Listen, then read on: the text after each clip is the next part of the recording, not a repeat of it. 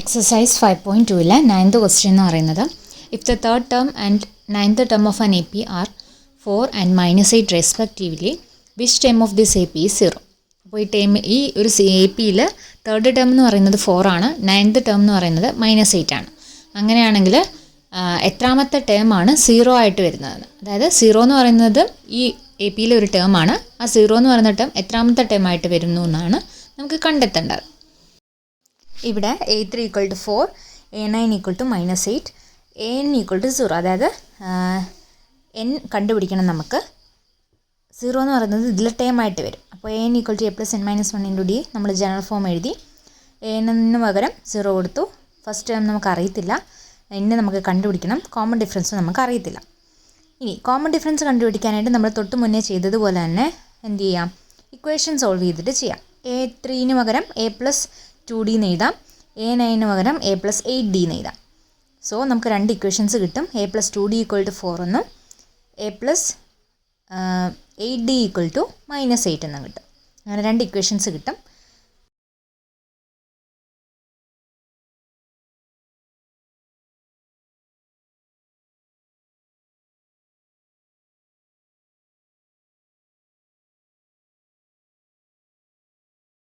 ഇനി നമ്മൾ ഈ രണ്ട് ഇക്വേഷൻസും കൂടി സോൾവ് ചെയ്യാൻ പോവാണ്.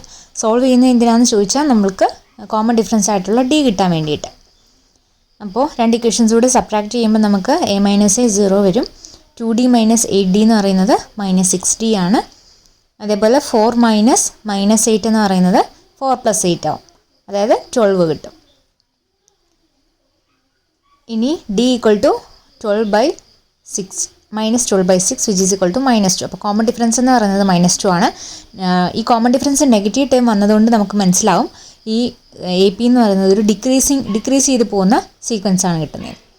ഇനി തേർഡ് ടേം അല്ലെങ്കിൽ 9th ടേമിൽ ഏതിലെങ്കിലും ഒരെണ്ണത്തിലോട്ട് ഡിയുടെ വാല്യൂ ഇട്ട് കൊടുക്കുമ്പോൾ നമുക്ക് എന്ത് കിട്ടും? A കിട്ടും. ഇവിടെ ഇപ്പോൾ A3 ഇട്ട് കൊടുത്തത്. A2 + 2D = 4 എന്ന് പറയുന്ന ഇക്വേഷനോട്ട് ഡിയുടെ വാല്യൂ സബ്സ്റ്റിറ്റ്യൂട്ട് ചെയ്തപ്പം A = 8 എന്ന് കിട്ടി. അതായത് ഫസ്റ്റ് ടൈം 8 ആണെന്ന് മനസ്സിലായി. കോമൺ ഡിഫറൻസ് -2 ആണ്. ഇനി നമുക്ക് 0 എത്രാമത്തെ ടൈം ആണെന്നാണല്ലോ കണ്ടുപിടിക്കേണ്ടത്. അപ്പോൾ AN = 0, A എന്ന് പറയുന്നത് 8 ആണെന്ന് കിട്ടി. n - 1 × D എന്ന് പറയുന്നത് -2. അപ്പോൾ നമ്മളിത് സോൾവ് ചെയ്യുമ്പോൾ നമുക്ക് n ആണ് കിട്ടേണ്ടത്. ബ്രാക്കറ്റൊക്കെ ഓപ്പൺ ചെയ്തു. അതിനുശേഷം കോൺസ്റ്റൻറ്റ് പാർട്ടും ഒരു സൈഡിലേക്ക് കൊണ്ടുവരും, വേരിയബിൾ പാർട്ട് ഉള്ളത് വേറൊരു സൈഡിലോട്ട് കൊണ്ടുവരും. അങ്ങനെ എന്നിൻ്റെ വാല്യൂ നമ്മൾ സോൾവ് ചെയ്തെടുക്കുമ്പോൾ നമുക്ക് n = 10/2 എന്ന് വരും, which is equal to 5. So n5 എന്ന് പറഞ്ഞാൽ ഈ സീക്വൻസിലെ 5th ടേം ആണ് 0 ആയിട്ട് വരുന്നത്.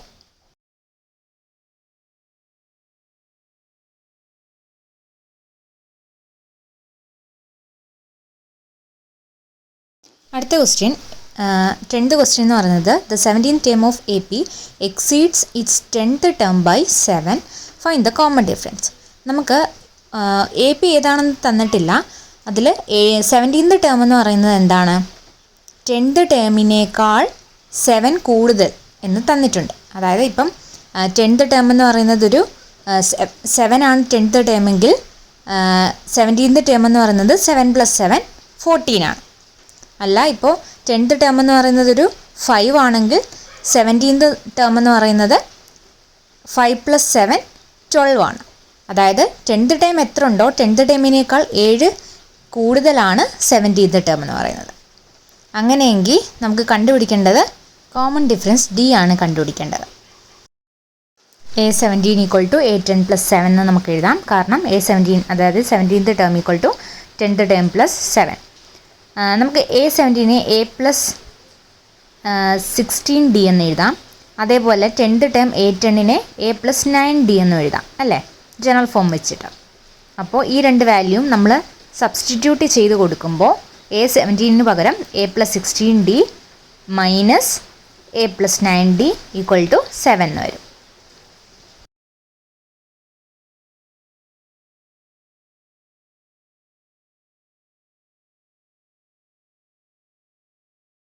ഇനി ബ്രാക്കറ്റ് ഓപ്പൺ ചെയ്യണം. ബ്രാക്കറ്റ് ഓപ്പൺ ചെയ്യുമ്പം -A - 9D ആവും. A - A 0 ആയി. ലാസ്റ്റ് 16D - 9D = 7 എന്ന് വരും. 16D - 9D എന്ന് പറയുന്നത് 7D ആണ്. അപ്പോൾ 7D = 7 എന്ന് വരും.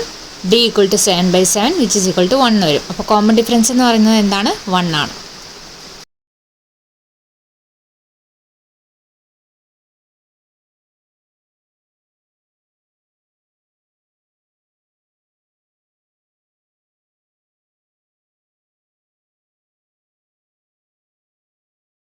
ലെവൻത്ത് ക്വസ്റ്റ്യൻ എന്ന് പറയുന്നത് which term of the AP 3, 15, 27, 39 etcetera will be 132 more than it's 54th term.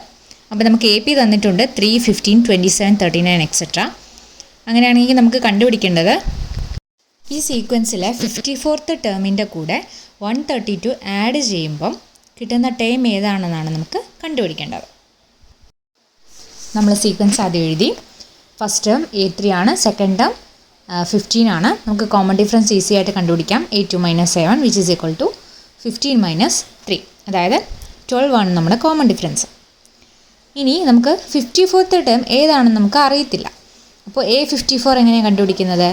A54 എന്ന് പറയുന്നത് A n = A + n - 1 × D എന്ന് പറയുന്ന ജനറൽ ഫോർമുല വെച്ചിട്ട് ചെയ്യാൻ പറ്റും അല്ലേ? ഇനി നമുക്ക് A54 ആണോ കണ്ടുപിടിക്കേണ്ടത്? അല്ല, A54ൻ്റെ കൂടെ 132 ആഡ് ചെയ്യുമ്പോൾ കിട്ടുന്ന ടേം ഏതാണോ അതാണ് കണ്ടുപിടിക്കേണ്ടത്. അതിനുവേണ്ടി നമ്മൾ ആദ്യം A54 കണ്ടുപിടിക്കും. A54 = A + 53D. Common difference 12 ആണെന്ന് കണ്ടുപിടിച്ചു. ഫസ്റ്റ് ടേം 3 ആണ്. സബ്സ്റ്റിറ്റ്യൂട്ട് ചെയ്യുമ്പം 639 ആണ് 54th ടേം എന്ന് പറയുന്നത്. ഇനി ആ 54th ടേമിൻ്റെ കൂടെ നമ്മൾ 132 ആണ് ആഡ് ചെയ്യാനുള്ളത്. നമ്മുടെ ആ ടേം എന്ന് പറയുന്നത് AN അല്ലേ? അപ്പോൾ AN = A + n - 1 × D എഴുതുമ്പം 3 + n - 1 × 12 എന്ന് വരും. 3 + ബ്രാക്കറ്റ് ഓപ്പൺ ചെയ്യുമ്പോൾ 12n - 12 എന്ന് വരും. Which is equal to 12n - 9 എന്ന് വരും നമ്മുടെ AN എന്ന് പറഞ്ഞിട്ട്. ഇനി ആ മുന്നിലുള്ള ഇക്വേഷൻ എന്ന് പറഞ്ഞാൽ എന്തായിരുന്നു? AN = A54 + 132 അല്ലേ? അപ്പം A54ന് പകരം 639 സബ്സ്റ്റിറ്റ്യൂട്ട് ചെയ്യാം. 639 + 132 അല്ലേ? ഇനി ANന് പകരം നമുക്ക് എന്ത് സബ്സ്റ്റിറ്റ്യൂട്ട് ചെയ്യാം? 12n - 9, അതായത് നമ്മൾ ഓൾറെഡി AN കണ്ടുപിടിച്ച് വെച്ചിട്ടുണ്ട്. 12n - 9, ആ 12n - 9 സബ്സ്റ്റിറ്റ്യൂട്ട് ചെയ്യാം. ഇനി നമ്മൾ സോൾവ് ചെയ്തെടുക്കാം. 12n - 9 = 639 + 132 ചെയ്യുമ്പോൾ 771 വരും. അവിടുന്ന് 12n = 771 + 9. അവിടുന്ന് 12n = രണ്ടും കൂടി ആഡ് ചെയ്യുമ്പോൾ നമുക്ക് 780 എന്ന് വരും. അവിടുന്ന് n = 780 / 12 എന്ന് വരും. അത് രണ്ടും കൂടി ക്യാൻസൽ ചെയ്ത് കളയുമ്പോൾ നമുക്ക് n എന്ന് പറയുന്നത് 65 എന്ന് വരും. അപ്പോൾ 65th ടേം ആണ് എന്ത്? 54th ടേമിനേക്കാൾ 132 കൂടുതലായിട്ട് വരുന്നത്. അപ്പോൾ നമ്മളിത് ചെയ്തതെന്ന് പറഞ്ഞാൽ ആദ്യം നമ്മൾ എന്ത് സീക്വൻസ് തന്നിട്ടുണ്ടായിരുന്ന കോമൺ ഡിഫറൻസ് ആദ്യം കണ്ടുപിടിച്ചു. പിന്നീട് നമ്മൾ AN = A54 + A32 എഴുതി. ANന് 12n - 9 സബ്സ്റ്റിറ്റ്യൂട്ട് ചെയ്തു. A54ൻ്റെ വാല്യൂ ഒക്കെ സബ്സ്റ്റിറ്റ്യൂട്ട് ചെയ്ത് കൊടുത്തപ്പോൾ നമുക്ക് n കിട്ടി, 64 എന്ന് കിട്ടി. അപ്പോൾ 64th ടേമാണ് A54നേക്കാൾ 132 കൂടുതൽ.